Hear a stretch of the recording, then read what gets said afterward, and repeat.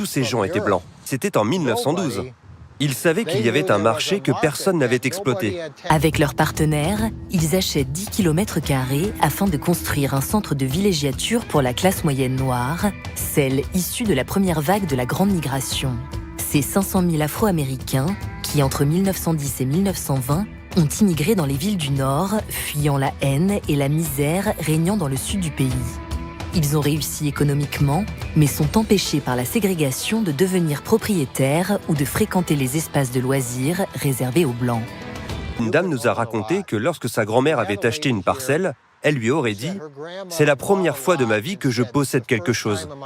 Idlewild donnait aux Noirs un droit de propriété. Les promoteurs proposent 6 700 lots pour une trentaine de dollars. Une somme non négligeable à l'époque. Daniel Williams, un éminent chirurgien noir de Chicago, achète un lot pour sa propriété en 1915 et fonde une association afin de racheter les terrains des promoteurs blancs. Mon père était un jeune interne à l'hôpital Providence. Le docteur Daniel Williams voulait que les Noirs américains quittent la ville, qu'ils échappent au stress et aux problèmes que nous devions affronter à Chicago à cause de notre couleur de peau. Il pensait qu'il serait bon pour nous de respirer de l'air pur et d'être loin de la ville. 6 générations de ma famille sont passées par cette maison, y ont vécu et l'ont aimée. Cottage, hôtel, restaurant et une église. La première d'un lieu de villégiature noire sont construits à la force des mains des habitants. Le nom des rues sont celles des villes noires américaines et des valeurs du village de vacances, joie, générosité, harmonie. Au début d'Idlewild, il y avait beaucoup d'activités intellectuelles ici.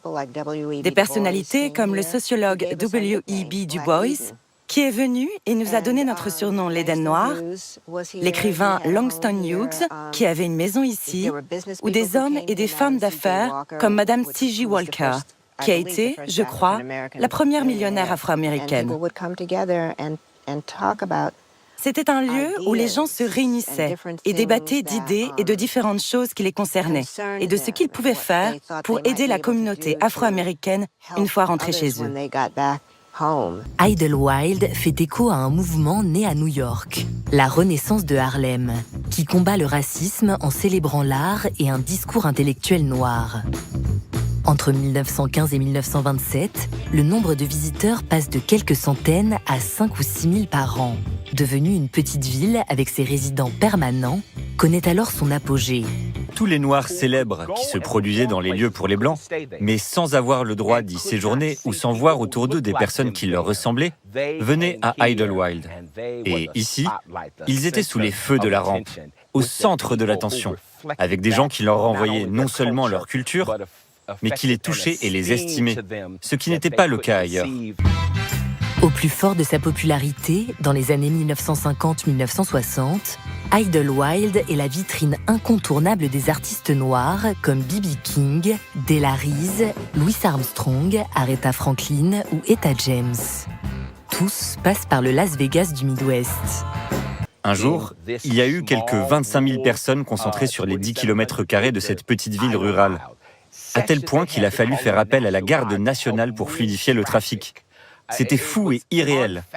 Idlewild devient le plus grand et le plus connu de la dizaine de complexes hôteliers afro-américains nés dans l'Amérique ségrégationniste. Son effervescence culturelle est d'autant plus inédite qu'à cette époque, les violences anti-noirs sont monnaie courante. Idlewild était historiquement, sans concession, une ville d'eux et pour les Noirs. Je tiens à le préciser. Ce qui nous importait, c'était d'être nous et de l'être pleinement. À cette époque, les Blancs possédaient tout le nord du Michigan, sauf cette petite enclave que les Noirs ont pu préserver.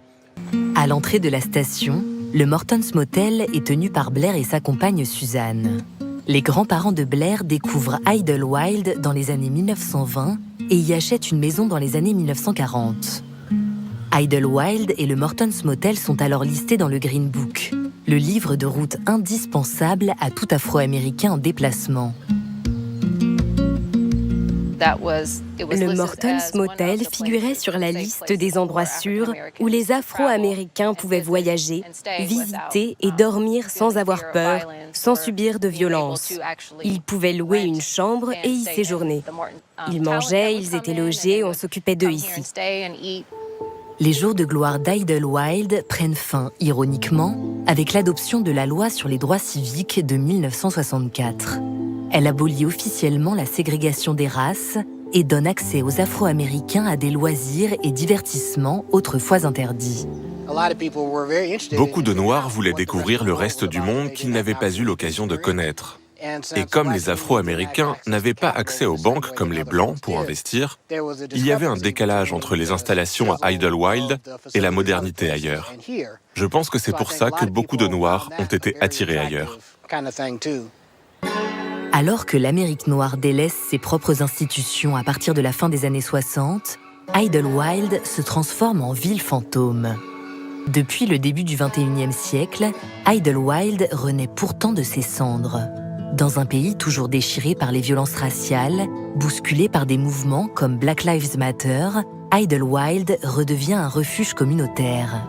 En 2015, Blair et Suzanne rachètent le Morton's Motel.